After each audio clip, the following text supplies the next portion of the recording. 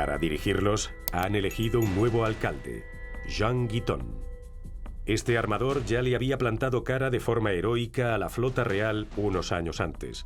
Será él quien encarne la resistencia de la ciudad.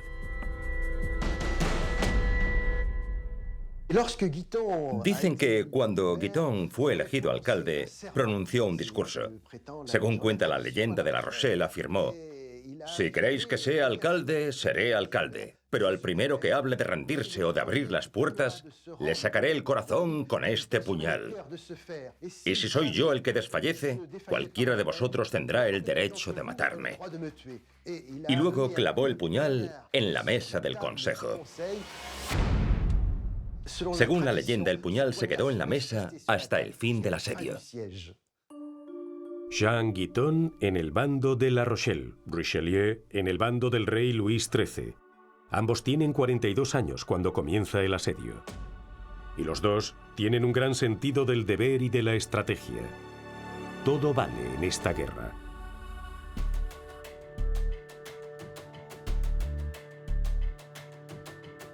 Richelieu infiltra espías en la ciudad para que difundan informaciones falsas.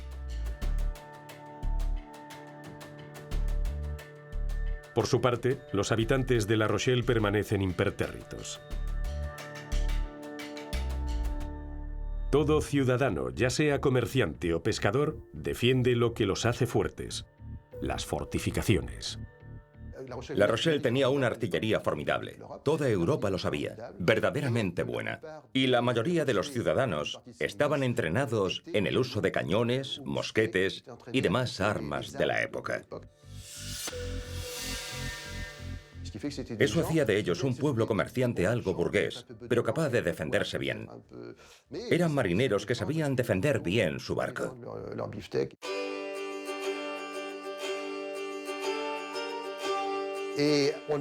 Incluso se conocen episodios de la historia de La Rochelle en los que las mujeres ayudaron cuando hubo que reforzar las murallas en épocas de vacas flacas.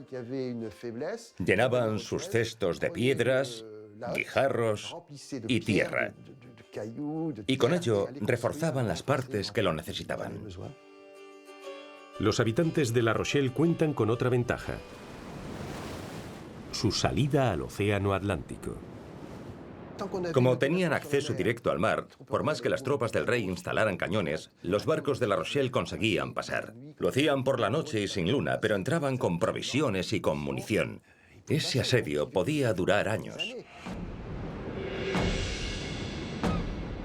Y gracias al mar, el eterno aliado nunca está lejos. La flota inglesa está ahí, dispuesta a auxiliar a La Rochelle.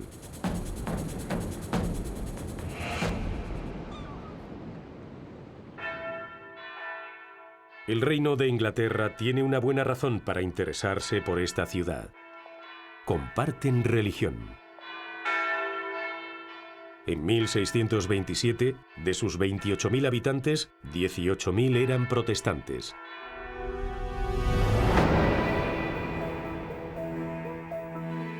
Todos se reúnen en el oficio, en el templo.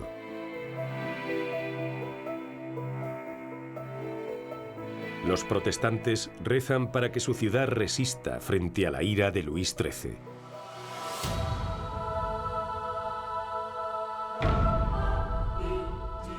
El rey católico no puede tolerar en su reino a estos opositores, para él herejes.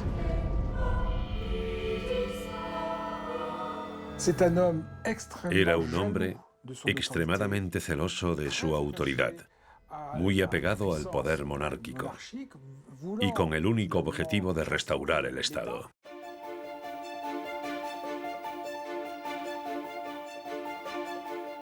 Para ello, Luis XIII cuenta con su primer ministro, un hombre firme, el cardenal Richelieu. Armand Jean de Plessis, duque de Richelieu, es al mismo tiempo un hombre de iglesia, un hombre de guerra y un hombre de Estado. Se dan una gran convergencia de puntos de vista entre el rey y su ministro. Los dos hombres, fervientes católicos, se lanzan a una lucha sin cuartel contra aquellos que desafían la autoridad del rey. Richelieu sabe muy bien que si los protestantes resisten después de 1560, es en gran parte gracias a La Rochelle. No en vano, muchos historiadores se refieren a La Rochelle como la capital atlántica del protestantismo francés. La Rochelle es una piedra en el zapato real. Y para que el rey pueda imponer definitivamente su autoridad en todo su reino, hay que ir a por los habitantes de La Rochelle. Y más sabiendo que La Rochelle tiene un aliado de peso, el nuevo rey de Inglaterra, Carlos I. El rival de Luis XIII piensa apoyar a los protestantes de Francia, sobre todo a los refugiados en La Rochelle. Era un puerto importante de la costa atlántica, pero su importancia política era aún mayor. Los protestantes representaban entre un 10 y un 15% de la población francesa, pero la mayoría estaban en el sur o en el campo. A la hora de auxiliar a sus aliados protestantes, La Rochelle era una de las escasas ciudades donde podían hacerlo de forma directa. Para Richelieu y Luis XIII, La Rochelle goza de demasiada autonomía. Hay que retomar el control como sea y erradicar la amenaza inglesa. La amenaza era real. Carlos I, rey de Inglaterra, decide enviar una expedición de apoyo a La Rochelle, su aliada protestante. Es la ocasión perfecta para desestabilizar a Luis XIII. En el verano de 1627, los ingleses asoman por el horizonte. Era una armada enorme, con más de un centenar de barcos. Una flota colosal. Llevaba más de 7.000 soldados ingleses a bordo. Para llevar la expedición a buen puerto, Carlos I se apoya en el excéntrico duque de Buckingham. Su aliado tendría un motivo muy personal para desafiar a Luis XIII: su flirteo con la reina de Francia. Para Luis XIII es una provocación desmedida.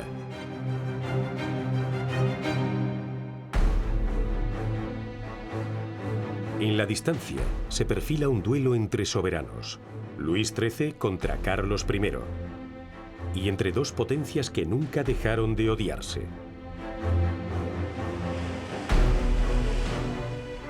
A la cabeza de la expedición a La Rochelle, Buckingham toma un rumbo inesperado. No va hacia La Rochelle, sino hacia la isla de Ré.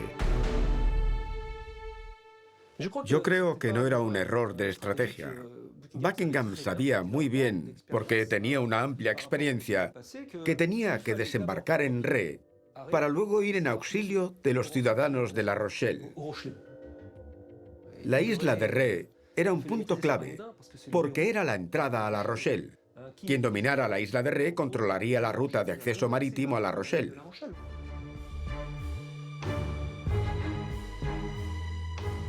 Las tropas inglesas desembarcan en la playa de Sablanceau, al sur de la isla. Para controlar Ré, el duque de Buckingham debe hacer caer dos puntos estratégicos: el fuerte de la Pré y, sobre todo, la ciudadela de Saint-Martin-de-Ré. Pero en el proceso cometen un grave error, más bien varios.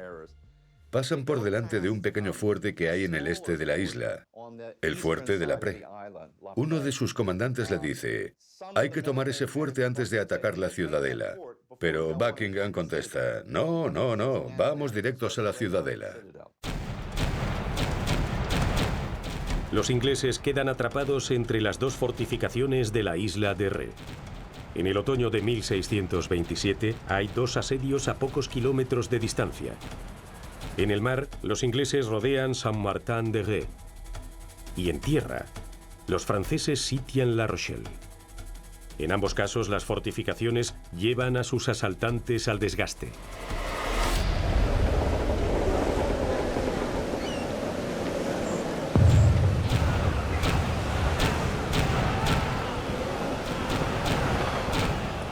6 de noviembre, los ingleses ponen en marcha el ataque definitivo.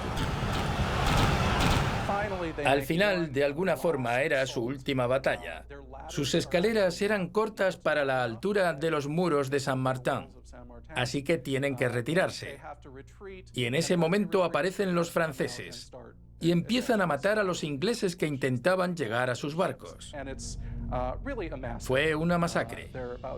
Cerca de 4.000 soldados murieron durante la retirada a sus barcos. Buckingham huye y vuelve a Inglaterra. Fue una humillación total.